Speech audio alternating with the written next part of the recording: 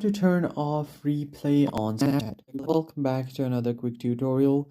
In this video, I'm going to be showing you guys how you can easily turn off the replay option on Snapchat. But before beginning, make sure to head down below to give this video a like and subscribe to the channel.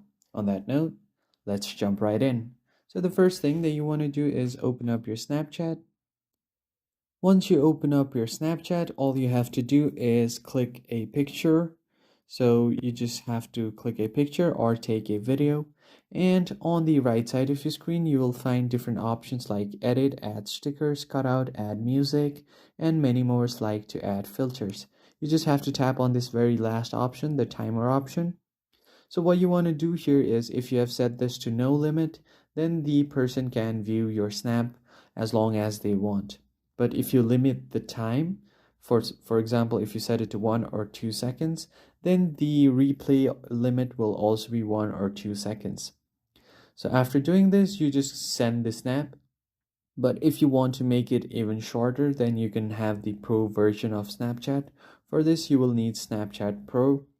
Or here are all of the features for Snapchat Plus.